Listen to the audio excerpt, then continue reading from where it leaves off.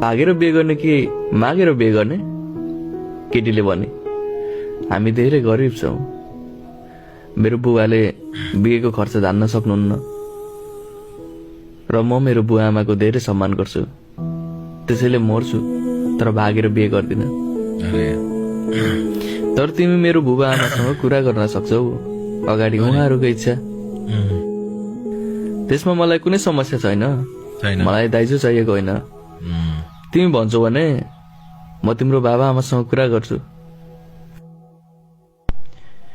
केटा केटीको घर जान्छ र बिहेको कुरा गर्छ। केटीको बुवाले भन्छन्, मसँग 1000 रुपियाँ मात्रै छ, यति पैसाले कसरी बिहे गराइदिउ? केटाले भन्यो, बिहे 1000 मा पनि हुन्छ। म भोलि आउँछु मेरो परिवारलाई लिएर। अर्को दिन केटा आफ्नो परिवार सहित आउँछ अनि सबैजना उसको गाडीमा बस्छन्। केही अगाडि गएर केटाले मिठाई पसलमा गाडी रोक्छ। केटीको बाउलाई 1000 को मिठाई किन्न भन्छ। मिठाई किनेर केटाले मन्दिरमा लगेर गाडी रोक्छ र मन्दिरमा केटीसँग बिहे गर्छ। केटाले भन्छ, ल अब त्यो मिठाई अब आफ्नो टोलमा लगेर बाँड्दिनुहोस्। 1000 मा बिहे पनि भयो र सबैको मुख पनि मिठो भयो। यस्तो कुरा सुनेर केटीको बाउको आँखा रसाउँछ। बिहेको 2 महिनापछि केटाको गाडी दुर्घटनामा मृत्यु हुन्छ।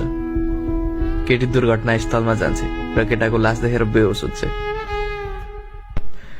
पोस्टमार्टम पछि केटाको लास र रगत लागेको कपडा घर आउँछ। केटाको काजक्रिया गरिन्छ। केटीले केटाको कपडा धोबीलाई धुन दिन्छ।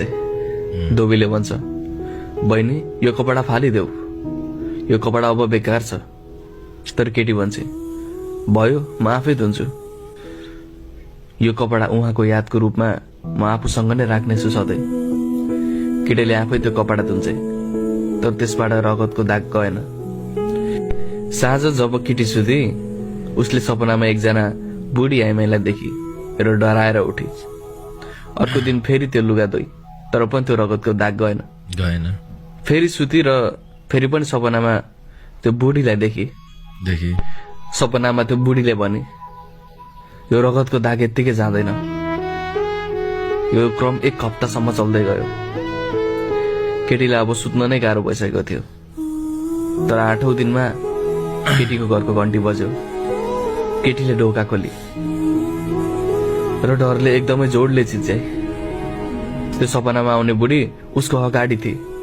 बुढीले भने, नडराउ नानी, म जान्दछु कि तिमी त्यो कपडामा भएको रगतको दाग नगएर चिन्तित छौ, तर त्यो दाग यति सजिलै जानेवाला छैन, किनकि तिमीले साबुन नै गलत प्रयोग गरिरहेकी छौ। केटीले उक्त कपडा